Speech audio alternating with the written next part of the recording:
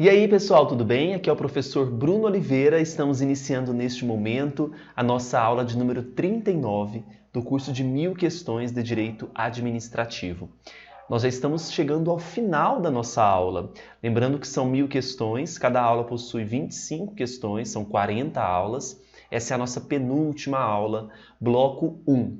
Para você que não adquiriu o curso completo ainda, é só passar no site www.eleitoralcombruno.com.br, tá bom?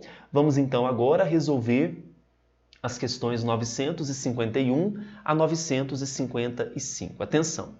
951. Com relação à responsabilidade civil do Estado, é correto afirmar: A.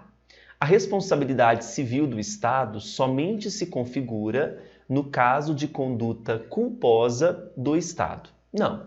A Constituição Federal, no artigo que cai bastante, que é o 37, parágrafo 6º, considera que a responsabilidade civil do Estado ela será configurada tanto no caso de conduta culposa quanto dolosa. A responsabilidade ela será objetiva e vai independer de culpa e dolo, e será subjetiva, dependendo de culpa ou de dolo. B. O Estado tem responsabilidade civil pelos danos que seus servidores públicos, nessa qualidade, causarem a terceiros. E aí, é possível que haja essa responsabilidade quando eu tenho um servidor público que causa um dano a terceiro? Com toda certeza. O artigo 37, parágrafo 6º, justifica essa informação. Letra C. No caso de responsabilidade civil do Estado, este poderá promover ação de regresso em face do servidor público responsável pelo dano, cuja responsabilidade civil será subjetiva, independente de culpa, perante o Estado. Quando nós temos uma ação de regresso em face do servidor público, nós estaremos diante não de uma responsabilidade objetiva, mas de uma responsabilidade subjetiva. Letra D. O caso fortuito ou de força maior não permitem a exclusão da responsabilidade civil do Estado em nenhuma hipótese. Nós temos o que nós podemos chamar de excludentes dessa responsabilidade, como, por exemplo, fato exclusivo da vítima, culpa exclusiva da vítima, caso fortuito e força maior. Então, caso fortuito ou de força maior, como vocês conseguem melhor dizer, são sim excludentes de responsabilidade civil. Então, a letra D está incorreta. O gabarito para a questão 951 será a letra A. 952. Questão 952. O município poderá ser condenado ao pagamento de indenização por danos causados por conduta de agentes de sua guarda municipal, ainda que tais danos tenham decorrido de uma conduta que for amparada por causa excludente de ilicitude penal, expressamente reconhecida em sentença transitada em julgado. Claro, galera, é o seguinte: o que nós temos aqui é uma conduta que está amparada em uma causa excludente de ilicitude penal, mas isso não vai afastar a responsabilidade ao pagamento de indenização por parte do município. O próprio STJ já se manifestou a respeito desse assunto, tá bom? 953. A responsabilidade extracontratual prevista constitucionalmente para a administração pública. Letra A. Destina-se a regular os serviços públicos prestados exclusivamente pela administração direta ou pelas pessoas jurídicas de direito público que integram a administração indireta.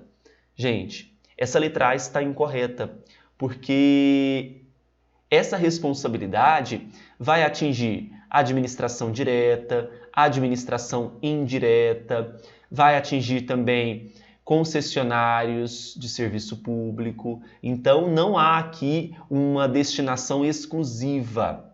B. Sujeita-se à modalidade subjetiva no caso de atos omissivos ou comissivos lícitos praticados por agentes públicos. A responsabilidade ela será subjetiva na omissão e será objetiva na comissão. Então, aqui, ó, no ato comissivo, ela é objetiva. Letra C. Abrange as pessoas jurídicas de direito público, integrantes da administração indireta, não se estendendo aos demais entes, porque sujeitos ao regime jurídico de direito privado. Complementando o que nós afirmamos na letra A.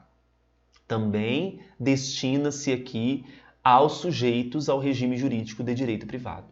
D. É sempre objetiva, tanto para a administração direta quanto para a indireta, salvo hipóteses em que não se comprovar a ocorrência de culpa de agente público para os danos causados.